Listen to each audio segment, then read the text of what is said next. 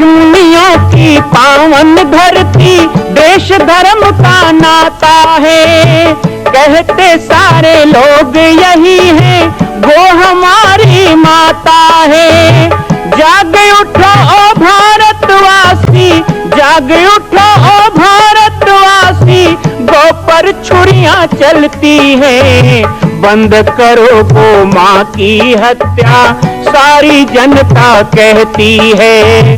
बंद करो गौ माँ की हत्या, सारी जनता कहती है।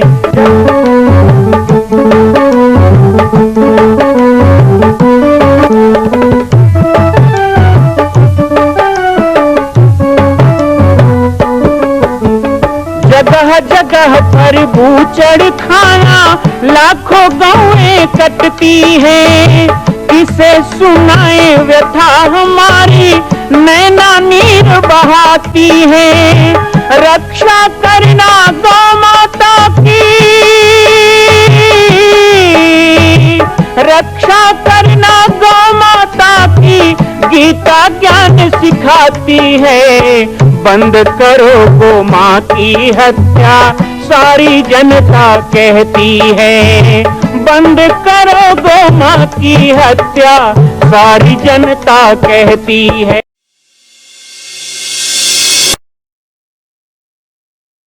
जय श्री राम, जय गो माता, जय गोपाल। आज सर्वसिद्ध शक्तिपीठ श्री जामड़ी पाटेश्वर धाम से मुझे आप सबके सम्मुख कुछ विषय रखने के लिए आना पड़ा। जैसा कि आप सभी जानते हैं कि पूरे विश्व में भगवान राम के लाखों मंदिर हैं, और छत्तीसगढ़ में जिसने जन्म लिया, ऐसी गौरवमयी छत्तीसगढ़ की बेटी माता कौशल्या का एक भी कोई विशाल मंदिर नहीं है। ये 15 वर्षों से श्री जामड़ी पाटेश्वर धाम, जिला बालोद, छत्तीसगढ़ में मां कौशल्या का मंदिर बन रहा है। 3 मंजिल का 108 फीट ऊंचा, 65 फीट चौड़ाई और 136 फीट लंबाई का यह मंदिर, जिसकी क्षमता लगभग 10,000 लोगों के बैठने की होगी। इस मंदिर के निर्माण को राजस्थान के ठोस पत्थरों से किया जा रहा है। इस निर्माण में कई बाधाएं आती हैं, निर्माण रुका हुआ है, लेकिन अब निर्माण को पूर्ण करने के लिए त्रिवर्षीय संकल्प महाअभियान की यह श्रृंखला चल पड़ी है। सैकड़ों लोग इसमें जुड़ रहे हैं। मैं एक बार आप सबसे भी निवेदन करूं, जिस तरह हमने अयोध्या में बनने वाले रामलला के मंदिर के लिए तन मन धन से साथ दिया, वैसे ही छत्तीसगढ़ में बनने वाले मां कौशल्या के पावन धाम के निर्माण में मुक्त हस्त से दान दें। 3 साल के लिए आप एक निश्चित राशि का संकल्प करके हमारे नीचे चल रहे मोबाइल नंबर पर व्हाट्सएप करें। आप 5100 3 वर्ष तक, 11,000 3 वर्ष तक, 21,000 3 वर्ष तक, क्षमता हो तो 1 लाख रुपए, 11 लाख रुपए, 5 लाख रुपए भी कर सकते हैं। याद रखिएगा, यह अवसर अब 2-3 वर्षों तक ही मिलेगा, क्योंकि आने वाले 2-3 वर्षों में इस मंदिर का निर्माण पूर्ण कर लिया जाएगा और शिखर चढ़ेगा। माता कौशल्या गोद में रामलला को लेकर बैठेंगी। मैं राम बालक दास महात्यागी पूरे प्रदेश और पूरे देशवासियों से निवेदन करूंगा कि मेरे इस छोटे से विनय और मेरे प्रयास को आप अपना साथ दें, सहयोग दें। जय श्री राम।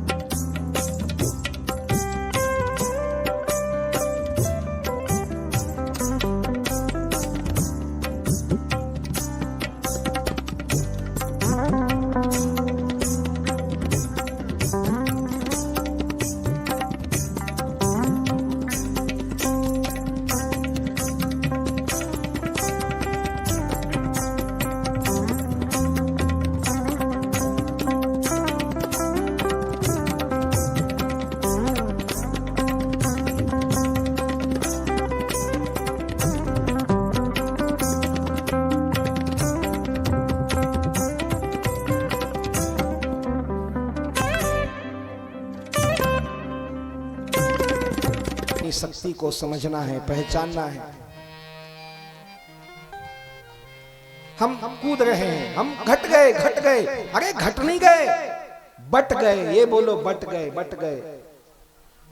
क्योंकि घट जाओगे तो इलाज नहीं है, लेकिन बट जाओगे तो फिर से जोड़ा जाए तो हम फिर से मजबूत बन सकते हैं, एकमेव अखंड भारत बना सकते हैं।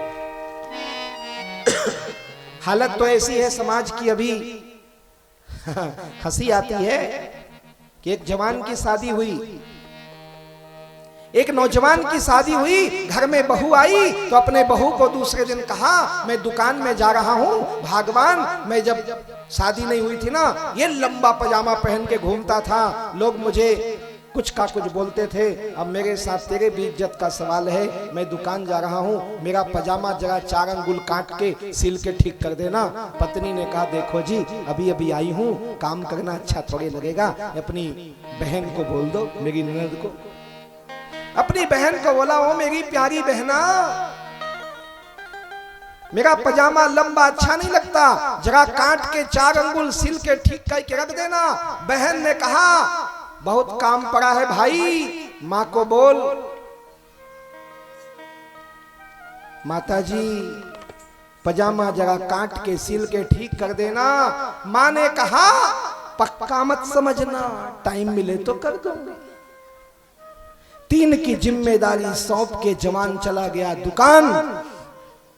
सास और ननद ने उठाए घड़े, कुएं में पानी भरने गई। पतिव्रता को टाइम मिल गया, पति का काम याद आया, चुपचाप कैंची उठाई, काट के सिल के चुपचाप ऐसे रख दिया जैसे किसी ने छुआ भी ना। मौका बहन को मिल गया दोपहर में, प्यारे प्यारे भाई का काम याद आया, पजामा उठाया, काट के सिल के रख दिया। सत्यानाश हो, मौका माता जी को मिल गया।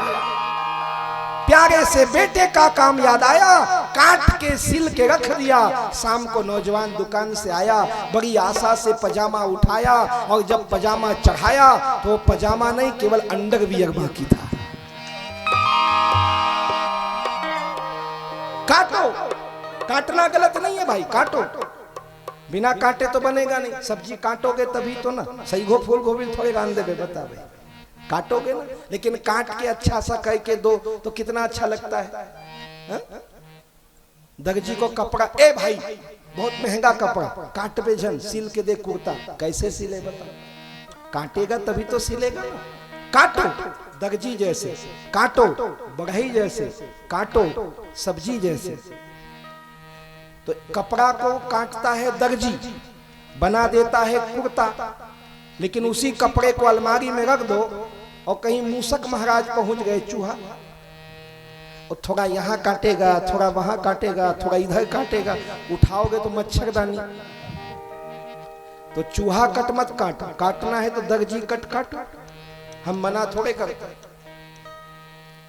लेकिन जो समाज को आज काट रहे हैं, ये चूहे की तरह काट रहे हैं, ये घुन की तरह खा रहे हैं, ये हमारी अस्मिता को नष्ट कर रहे हैं। इसलिए सावधान, कोई भी हमें बांटने का कोशिश करे तो ऐसे लोगों को छांट दो समाज से बाहर, अलग करो इनको। एक भी विधर्मी हमारे बीच रहता है ना, तो हमारा समाज सुरक्षित नहीं है भाई। भगवान राम ने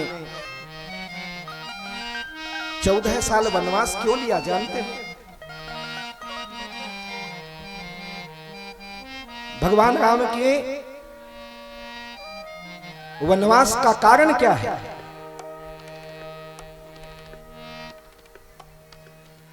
गुमे नहीं है, कई जन्म में कहा था ते बनने नहीं लगा तो छोड़ दे। देखो भाई, एक बच्चा खो गया है, कौन माँ बाप हैं?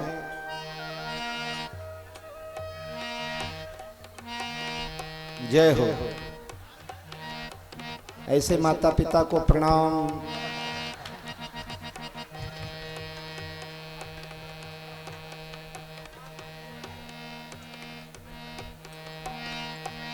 सुनहु प्राण प्रिय भागवत जी का, देहु प्रथम वर भरतहि टीका। भगवान राम को वनवास क्यों मिला? भगवान राम के वनवास का कारण क्या है? भगवान राम के वनवास का कारण ये नहीं है कि रावण को मारना है। रावण को मारना होता तो केवल लक्ष्मण जी पर्याप्त थे। महाराज लक्ष्मण पर्याप्त। आप देखे होंगे लक्ष्मण जी का चरित्र। लक्ष्मण जी महाराज सदा तैयार रहते हैं, जहां मौका मिला।